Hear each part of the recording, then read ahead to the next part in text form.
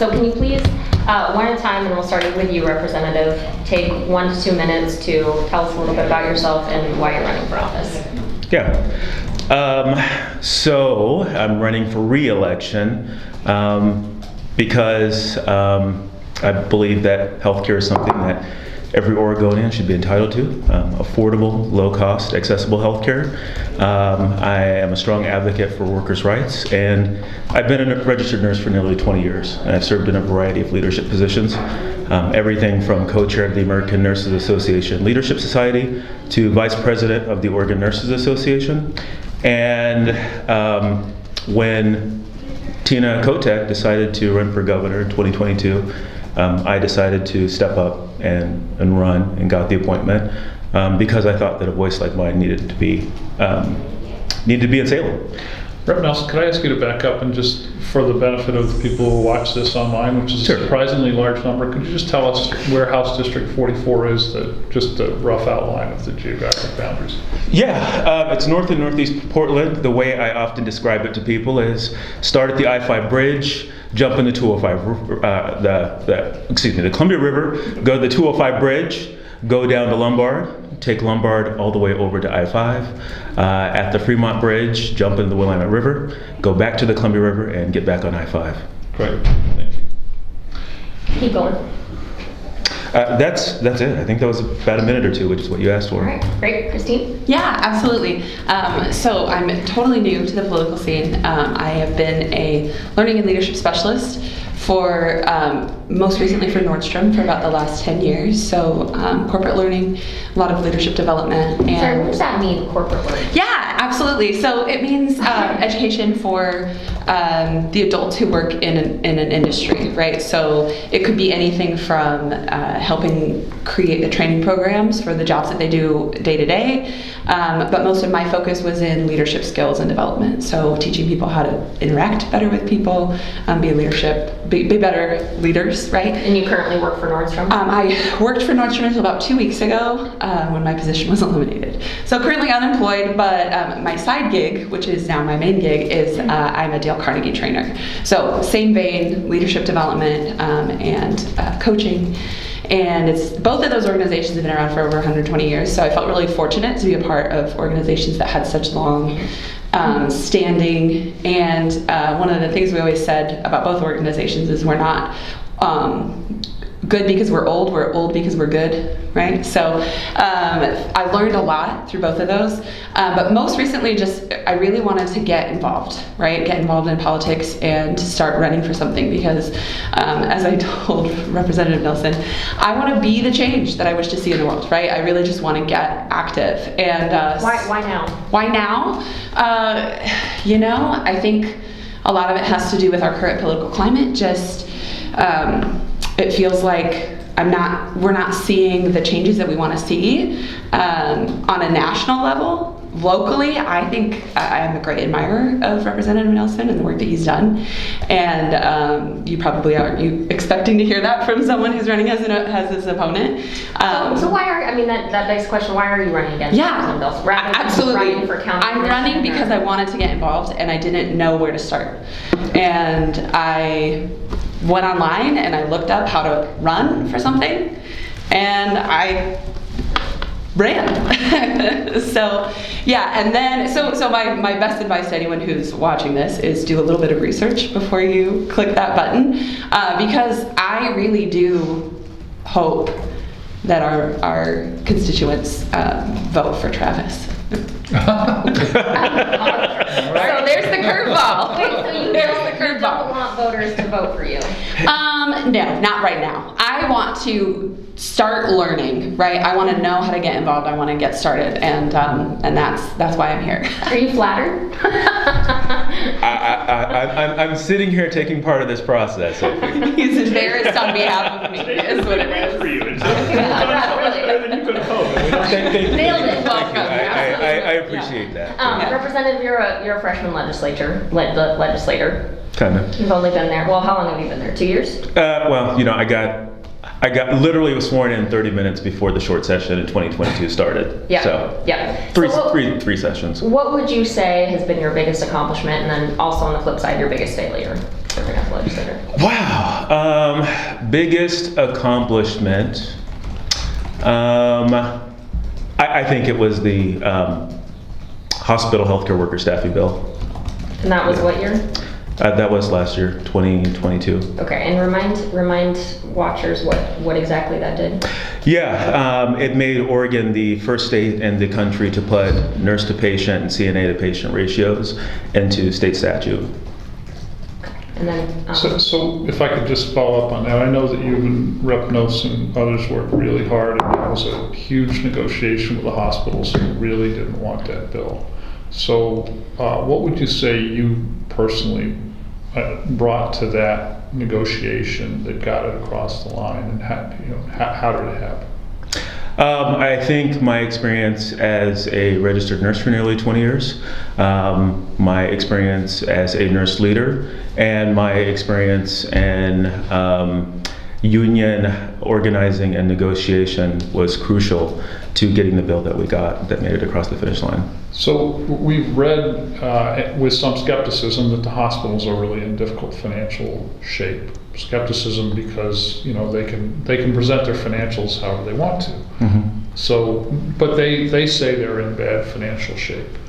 Did that give you any pause as a negotiator? Obviously you come from a nursing background, but we need healthy hospitals in the community for the benefit of everybody, not just employees, but also for patients. So how do you balance the desire to serve your peers, your nursing peers, and other hospital workers who are also benefiting from that bill with the public's interest in having healthy financial hospitals? Yeah, I would say that healthy hospital staffing is vital to ensuring that hospitals are healthy. If you look at hospital staffing going back over the last couple of years, labor costs related to the amount of agency that hospitals had to use was part of the reason why they were having financial troubles. Traveling nurses, you mean? Yeah, traveling nurses. And hospitals had to incur those fees because so many nurses who were there decided to leave. Some of them went to travel, and many nurses and healthcare professionals left the profession altogether. And this is probably part of a bigger conversation, but oftentimes when you look at the healthiest healthcare organizations in our country, those organizations tend to be stable and they tend to have great staffing. And I believe that if we have, once these staffing measures are implemented, and I think the hospitals, depending on who you talk to, would agree as well. If we have across the board standards that retain nurses and healthcare professionals, hospital outcomes and finances will actually get better. We know that patients are safer when nurse to patient ratios are better, and having healthy patients is definitely in the financial interests of hospitals. So I don't believe that this law will lead to a negative impact on hospital finances. It costs about $80,000 to train each and every individual new nurse. And so if a hospital is losing hundreds of nurses every single year in a massive churn, that has a huge impact on their bottom line. What do you think about the legacy OHSU merger?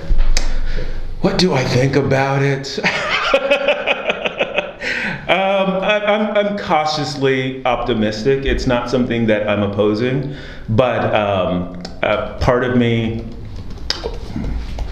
I don't truly understand the financial challenges that Legacy has that leads them to want to merge with OHSU in this way. I know that the pandemic was rough, but I still don't fully understand, even though I've met with them, why this has to happen.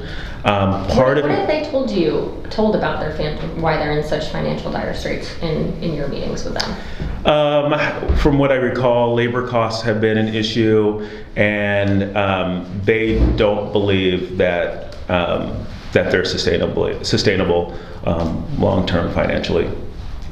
I don't recall everything that I've been told. I just recall it not making a whole lot of sense to me. I interrupted you so many times that you didn't get a chance to answer Sophie's question about your biggest failure or mistake as a legislator. Biggest failure? There have been tough votes, but I don't feel like I've failed at a whole lot at this point. In the short session, I had 2 different bills. Neither one of them made it across the finish line. I had a hospital financial transparency and accountability bill that didn't make it, and then I had a hospital healthcare worker workplace violence bill that I worked on with the hospital association. It got close to making it across the finish line, but it ultimately failed. Why did the transparency one not make it? I think there was a concern that there was too much in it, and that it was hitting the hospitals again after we had a real tough negotiation in 2022 over the staffing bill. And what kind of transparency were you asking for that was above and beyond what they currently do? I mean, not that that's saying a lot. Yeah, executive transparency, executive salary transparency, transparency related to days cash on hand. I've heard a lot of hospitals complain about their finances, yet when you look at the amount of cash that they have, we have a lot of hospitals that are saying they don't have a lot of money, that have a lot of cash.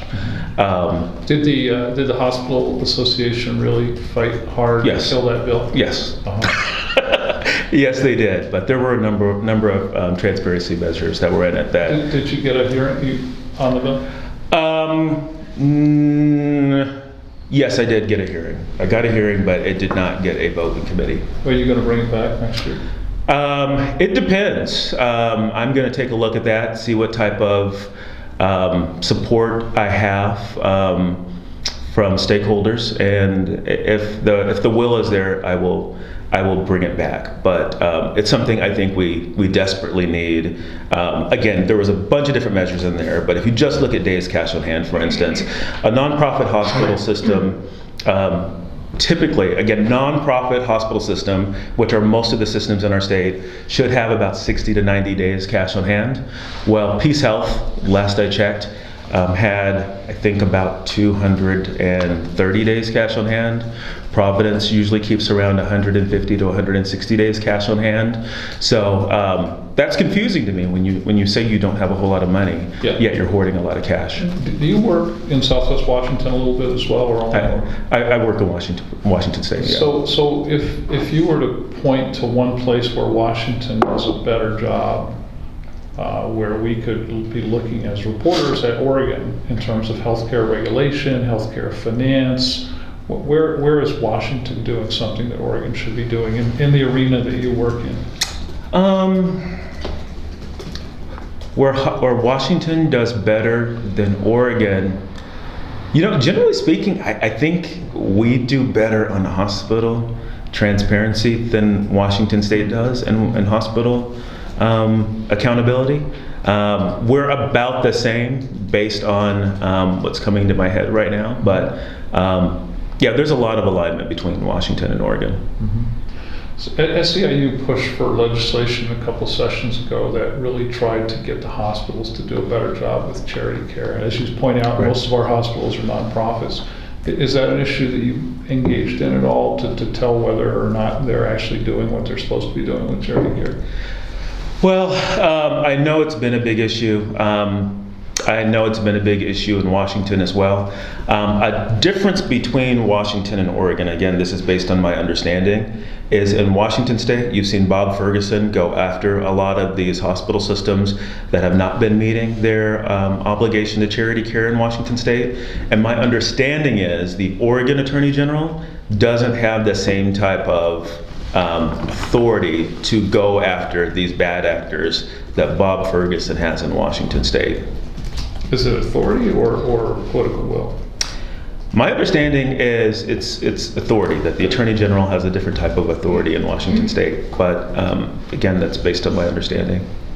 So Phil Knight a year ago, and this is totally switching topics, but Phil Knight said he was going to infuse $400 million into the Albina neighborhood. Mm-hmm. What do you know? I mean, I haven't been following it very closely and I haven't seen a whole lot of coverage about it, but what do you know about that project? Do you know things that the public doesn't know yet? And what do you think of it overall? Do you have faith that it's going to happen and help?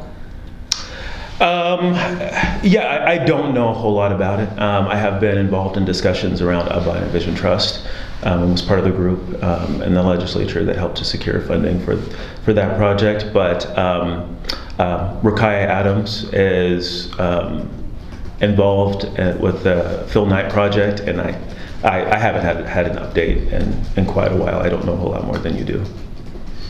Christina, you mentioned that you've done a lot of leadership training, and now that you're doing Carnegie work, what's the single thing that you would say that you've learned from that will help you if you move into public life? Yeah, I think for me, it's understanding that humans are humans, that we all have a story to tell, and clearing away the partisanship, just the negativity that's been so prevalent in our political climate lately would be my biggest strength, is being able to talk to people and see people and approach people as people, which I think can be really difficult. Mm-hmm. So I'm curious, with the majority that Democrats have, you haven't necessarily had to work with Republicans because most bills that Democrats want to pass, they can pass. Can you give us an example of a bill on which you've worked with a Republican co-sponsor or a Republican colleague, either in the House or in the Senate, to do something that was mutually desirable? Yeah. Well, I would push back a little bit. There's a lot of bipartisan work that happens in Salem, and I'd argue that a lot of it doesn't have to happen given Democratic majorities. But the bill I worked on last session related to healthcare worker workplace violence is something that I was proud to have worked on with Representative Shelley Bashar Davis. She had brought a bill that just increased the penalty for assaulting a healthcare worker in 2022 and 2023, and we worked together on the workplace violence bill to create a much more comprehensive bill that we thought would make it. Well, why do you think? I mean, this in some ways was a session where law enforcement was, unlike 2 or 3 sessions ago when everybody was taking things away from law enforcement. This session, a lot of legislators wanted to give things back. This isn't something law enforcement necessarily wanted, but it's a law enforcement friendly climate. So why didn't this bill make it, especially given that you were working with a prominent Republican on it? I think the bottom line is there was a lot of pushback from the disability rights community. Even though Washington State has the same type of felony penalty for assaulting a healthcare worker that we were seeking, folks in the disability rights community had a lot of concern that our bill would lead to the unnecessary arrest and criminalization of folks with disabilities. And I think that their arguments had a big impact on Democrats in both the House and the Senate. Can I go back to the staffing law here? I've heard that the ONA has some concerns that hospitals are making noises, that they don't actually intend to do the intent of the law, actually follow through. Do you share any of those concerns? I've heard some of those grumblings. The law, I believe one of the biggest chunks of implementation happens in June. Mm-hmm. And so I think we will see if they do or not, but we worked collaboratively with the Hospital Association on this. PeaceHealth was at the table. Pretty much every hospital in the state of Oregon had a seat in those conversations, and we got to something that we all agreed on. So I've heard grumblings, but I haven't heard anything definitive from any hospital system saying that this wasn't going to be something that they'd be able to implement. But I think if there are sincere objections, I think that's something that we need to take a look at if there are big problems.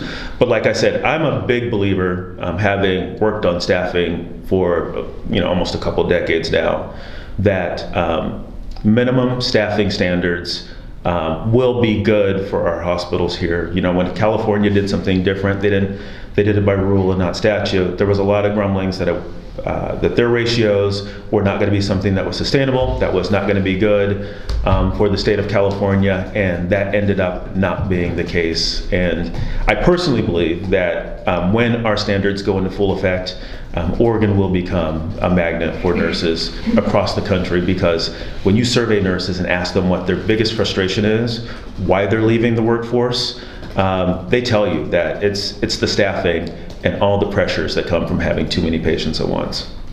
When travelers come to town, do they typically belong to nurses union, or are they non-union workers? Typically, they're non-union. They're temporary workers. So does that create a lot of workplace tension between staff and temp? Well, that's not what creates the tension. What creates the tension is oftentimes these temporary nurses come in and they're making $150 an hour. So, And they're making oftentimes multiples of what the nurse that's doing the same job as them is why making. how does that benefit the hospitals? I've always been confused by that. What do you mean? Why wouldn't the hospitals prefer to pay somebody $50 an hour than $150 an hour? You would think. But the hospitals are rational, so why do they do it? Are they rational all the time? I don't know, Niles. They're very short-sighted oftentimes, in my experience. Look, they realize that they have to, in order to, accept a patient and keep the bed filled, they've got to have somebody taking care of the patient. So they bring in the travelers at that extremely high rate so that they can have somebody taking care of the patient. But again, I think if they treated their staff well, ensured that that nurses had and healthcare workers had a safe number of patients to take care of, they wouldn't need to be in that position where they're bringing in travelers. So was it 10? You've been in this business 20 years, right? I first became a nurse in 2004. Yeah. So was it different 5 years ago, 10 years ago, 15 years ago? Was there always a heavy use of travelers in Oregon? I think it waxes and wanes. I think that during the pandemic, from what I understand, there's still quite a heavy use of travelers by hospitals, but it's not what it was in 2021 and 2022 and even 2023, when we had healthcare workers fleeing the profession, or just saying, hey, I'm not going to work if I'm going to be treated this way, or have 8 COVID patients and be responsible for keeping them alive. So yeah, it's waxed and waned. Is it easy? Would it be easy to measure the return for us to determine whether people have returned to work in effect post COVID, or? Well, what we can do is look at nursing licenses in our state and look at how many are active and how many have come out of inactive status.